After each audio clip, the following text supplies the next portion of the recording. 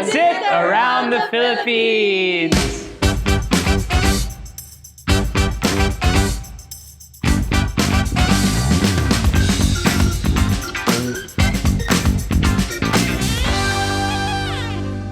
So what do we know about pancit? Trish, you are Chinese. Yes. Aren't you? Can you explain the history of pancit? It symbolizes long life. Okay. Culturally, after we eat this, we're immortal. Culturally, you eat it for celebrations, fiestas, big occasions, parang masaya. in the Philippines specifically, obviously we have a lot of trading history with China. And a lot of people said pancit actually started in Binondo. So Binondo started actually as a ghetto for Chinese people. It was not a good thing. Like that's where the Spanish basically forced all the Chinese to go, and they'd call those people mestizos. Yeah, so it was one of those migrant foods that just came with the Chinese populations as they settled into the Philippines. And the Chinese are very good at both assimilating into new countries that they go to, but they also bring their culture, kind of like Filipinos. We like to bring our culture with us to different nations. And pancit just stuck. So wherever you go in the Philippines, there are tons of regional varieties when it comes to pancit. And what are some of our favorites here? I love pancit canton. Habhab. What are some other good ones? Bihon. Palabok. Palabok. Batil Patung pa rin. Bampi. Okay, so I asked you which ones you like. Which ones are you actually making? Wait, let me check. That was my segue.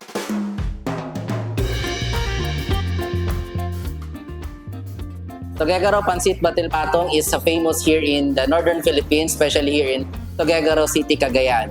We use the different ingredients or local ingredients available in our city like cara beef and using different varieties of pork. So unahin natin yung ipapatong natin dun sa batil patong. First, your oil, onions, garlic. Sandali lang natin to saute just to sweat it. After that, we have cara beef. And obviously, since mas lean yan, it tends to be more tough. Next up is chicken liver. Chicken liver will add this darker flavor, tipong mas full. I'll season this with a bit of pepper, some soy sauce. So I'll set this aside before we continue. So same pan, bit of oil ulit. This time, vegetables, carrots, bell pepper. You could put celery, bean sprouts, your broth, just a bit. So ang gagawin yan, it's gonna help us cook the veggies. It's gonna steam everything. On top of the veggies, we'll add 1 beaten egg. Tayo lang natin maluto ng kakaunti. Fresh Miki. Kadalasan na nakikita ko, hindi yung lapad yung gamit. Next up, we'll just season this with soy sauce and a bit of pepper. We'll really just cook this until it reabsorbs the moisture.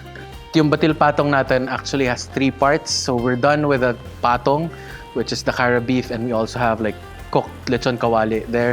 Ito na yung noodles natin, yung noodle base. The Tuguegarao Pancit Batil Patong is usually served with a soup on the side, and you can also add onion on it, and you can put the chili spicy. I encourage everyone to come and visit Tuguegarao City for you to taste this Tuguegarao Pancit Batil Patong. Maraming salamat po and mabalo.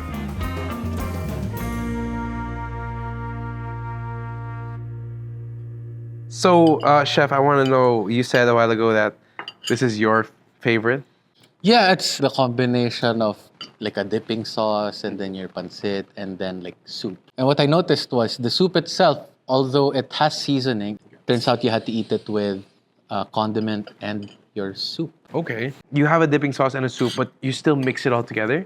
Yes. So, parang timplado pa rin siya. Oo, You like, so- based on your timpla. Exactly. So kung gusto mo mas maanghang, mas maasim, mas maalat, that's where you Yes. adjust. Okay. Lagay ka niyan. What the chef does. Chair. Okay. And then, Then just I think what I really like about this, because us Filipinos, we love sauces, we love, Yes. we love carbs, and we love all of that. We love putting sauce in our rice. And I think that's kind of the vibe I get from it. it's cool too. You're encouraged to add more flavor to it. Kung ayaw mo ng sibuyas, huwag mo lagyan. Ayaw mo ng asim, huwag mo lagyan ng suka. I think I am a Batil Patong believer now. Yeah. What is up, guys? I'm back again. If you haven't already known, my name is Seth, and I'm gonna be making Pancit Choco and Tinta. This is the first time I'm making this, but I have heard that this is what the big boss made before they moved studios. A couple years ago, we went to Cavite and we tried this beautiful pancit, which was tinted black because of the squid ink that was used in there. So today I'm gonna show you how to make my own version of a squid ink pancit. Fairly, this is a quick pancit, but the main thing that makes it quote-unquote choco is the squid ink. I have some hot oil here that I'm getting up to temperature so I can get ready with my squid. Worth noting that you can get, fresh squid, where in this one, we get it frozen, whatever is available to you guys. Once you take out the body, you can take it out here. And then if you can see that kind of plastic thing, you can just pull it out with your fingers. If you don't like squid skin, take it from the wing. And then the skin should have an opening that can come right off. I'm gonna cut this up because this will be our sahog. I'm gonna use this to fry for toppings. I have my squid over here that I'm just gonna dust it with a bit of cornstarch. I know, I'm a cook, but anyone's gonna be scared of hot oil, right? So the reason why I also wanted it to be really hot before I fried, with squid, it's easy to overcook. You'll find tons of different vegetables used in various different types of pancits all over the Philippines. Usually it comes down to what's locally available. So use what you think is your favorite. First, my garlic, onions. Then I'm gonna go in next with my carrots, since they cook fairly longer. Go in with my cabbage. This is gonna be the most vegetables I'm gonna put in. It's very important that in pancit, you don't overcook your vegetables because pag na-overcook yung vegetables mo, it's basically gonna be the same texture as the pancit. Squid heads go in, perfect. So you wanna make sure it releases all that ink. That way, you get more color. You can add your rice wine. Let that cook down a little bit more, and I'm gonna add some crushed tomatoes. If you don't have any canned crushed tomatoes, you can go for regular tomatoes. You can crush them, mash them up, and I want that to thicken. And from there, the last thing to give our pancit more structure and more sauce, I'm using vegetable broth. You can use fish stock, you can use chicken stock if you like. Now I'm gonna let that cook down so it thickens up and turns into a sauce. I have here my soaked bihon. So I'm gonna cut the heat just so that it doesn't cook the noodles or let it stick to the pan. From here, we can add our vegetables. Not overcooked. It's gonna be the perfect mix for our pancit.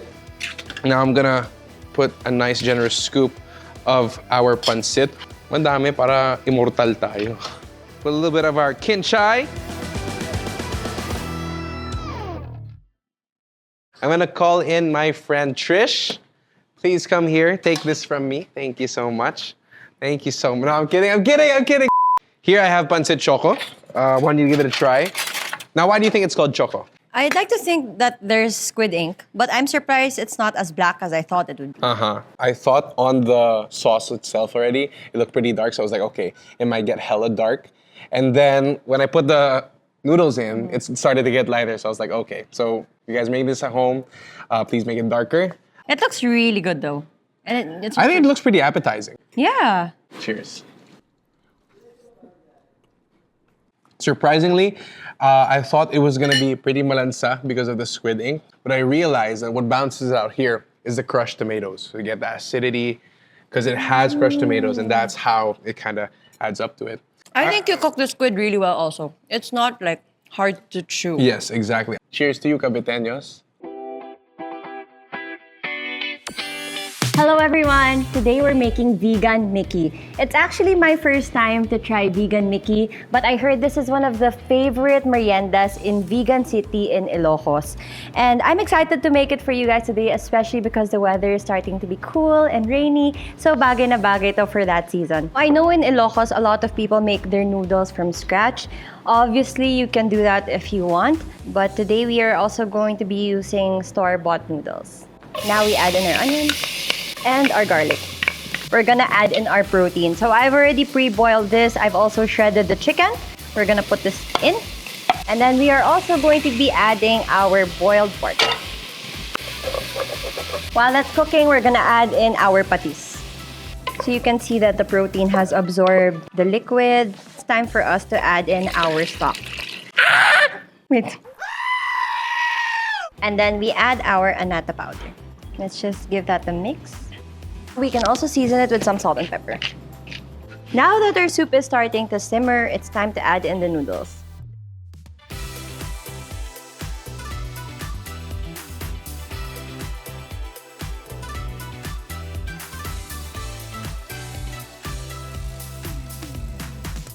So in case you're wondering why I suddenly have 2 extra bowls, I have prepared this because I called a friend to come over to try it with me today.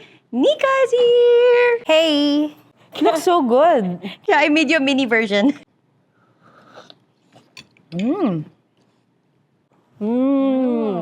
It's so hearty. I know, it's so comforting. I think there's something about noodle soup talaga na feeling mo, I'm relaxed.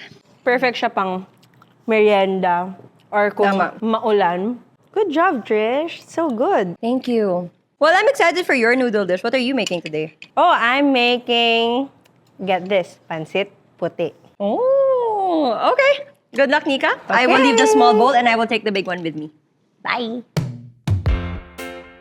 Today, we're gonna be making Pancit Puti. So, bakit nga ba siya tinatawag na Pancit Puti? Yung puti kasi doon dahil puti yung itsura niya or yung kulay niya.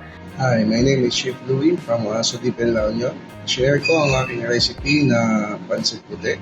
Every time kami umuwi ng province sa La Union, one time pinagluto ako ng pancit and nagkataon na walang toyo. Ginawa ko na lang siya ng ganyan at nagustuhan naman nila.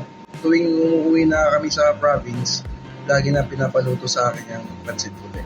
To our pan, nag-heat lang tayo ng oil and then we're gonna add our aromatics, onion, some garlic. Then we're just gonna saute this until our onions are translucent. Inigisa ko lang ito sa mga vegetables like carrots, baggy beans. Tenga ng daga. Then we're gonna give this a quick mix.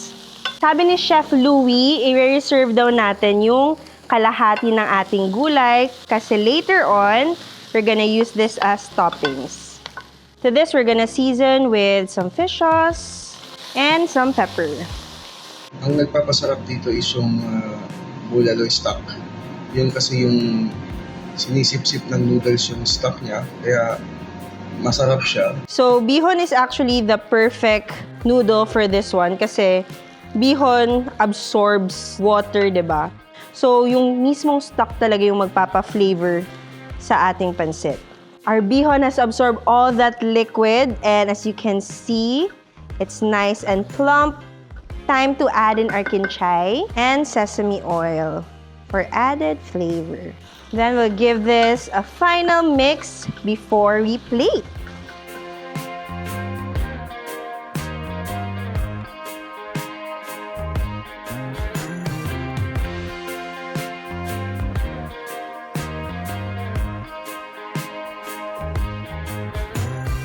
I have my work twin with me. Hi, guys! And she's gonna taste the pancit puti that I made. That's maputi. Let's go. Let's try it.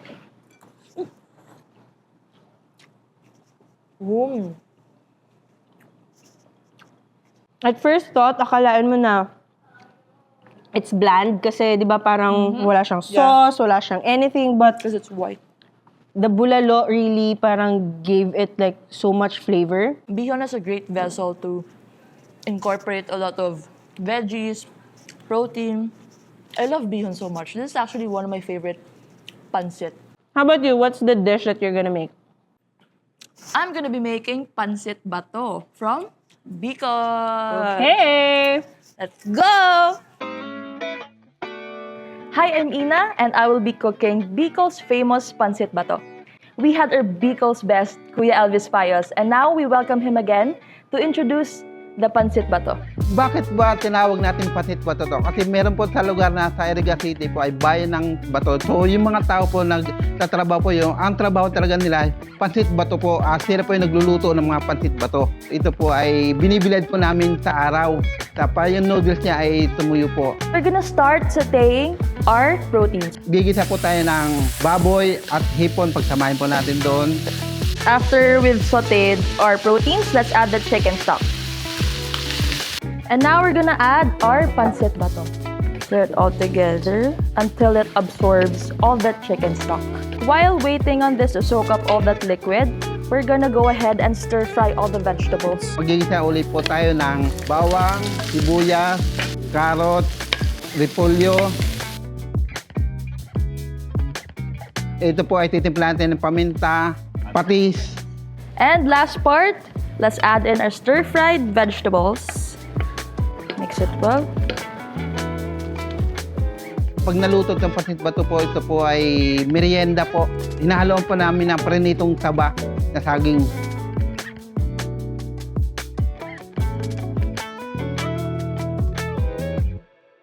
It's time to taste it, and we have here Dumaguetes Pride, Samuel. Let's go! Kuya Elvis explained to me na Pancit Bato is usually eaten during merienda. And he eats it with, specifically with saba. So is that Fried saba. is that a Bicol thing or? Yeah, it is. This is Kuya Elvis recommended.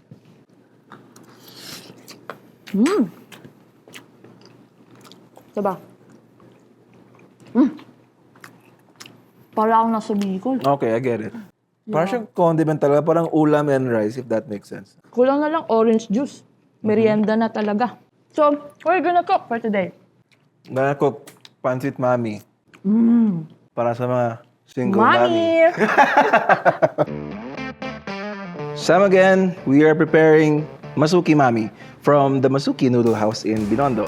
We are cooking a restaurant-style mami, so it would make sense to prepare this like how restaurants should prepare it. First, we have our broth here. Roasted chicken, pinakuluan namin ng tubig, tapos ginger, onions, and garlic lang. We're gonna season this later pa. So, pag nag-boil na to, we are gonna put in our egg noodles there. Second component of our mami is they kind of use like a tare. Ito yung mismong parang seasoning talaga niya. So it's more on the sweet, umami, and salty side. Soy sauce, garlic, and sugar, that goes in here as well. When this will boil, dadagdagan natin ng gawgaw, cornstarch, and water just to thicken the consistency of it. So sa recipe na nakuha namin, they usually garnish it with chili oil, garlic oil, spring onions, and chicken breast. So yun, our tare is boiling to a gentle simmer. Tapos add natin ang ating cornstarch and water mixture. Habulin lang natin yung consistency niya. Yun. You can almost see how it thickens right away. Our broth is boiling. We're just gonna simmer this down. Take some of that liquid. Transfer natin dito. And then this liquid, we're gonna use to cook our egg noodles. So I'm doing this separately because we are avoiding to thicken the broth. So while that is boiling, we're just gonna slice in our garnish. Not a lot of salt because we have the tare. Star of the show is this broth. You should make this with love, obviously, with proper technique, proper roasting of the chicken, proper roasting of the vegetables if needed. Assembly time. So this is how they usually do it in restaurants. Talagang everything is there, mise en place. So kumbaga, assembly na lang kayo, reheating stuff. Majority of the prep is done hours prior, mostly during the mornings.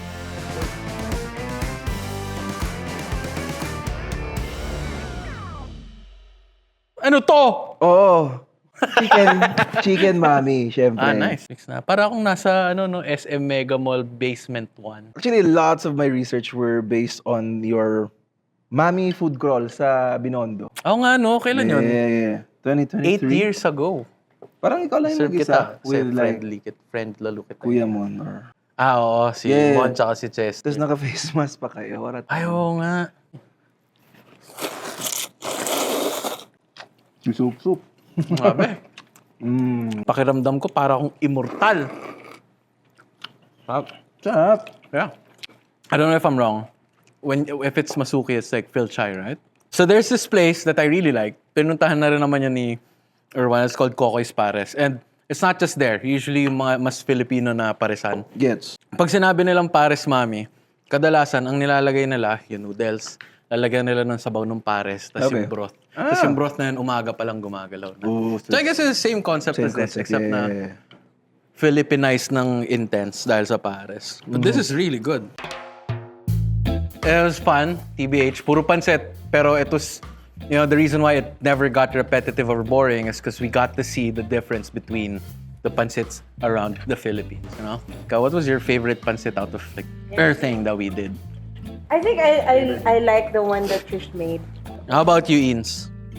Actually, I like this one. It's so heartwarming. Ikaw, Sam, what's your favorite? Yung may pusit, chef. Because yung tinta. I was looking at our old videos with Erwan back in 2023. Check nyo yun, guys, as in Best Eats Cavite. Meron doon isang Pancit Pusit. I personally really love Masuki. So I'm biased for Masuki's noodles. Pancit Puti, what I like about it is one of the reasons why it's popular around Luzon, Metro Manila. It requires so little ingredients and you get a warm belly, warm and satisfied belly. So that's it. We love pancit and we love you. Pag may recipe kayo, kunwari, bigyan mo naman kami kasi hirap maghanap ng diba? resource person. Siya. Yeah, exactly. Tama. Tulungan nyo kami. Tulungan nyo kami. Kasi love namin kayong lahat. Anyway, I hope you guys had fun. Hope you guys try out the recipes or at least look for the pancits that we did today. And we'll see you again next time in another episode of Round the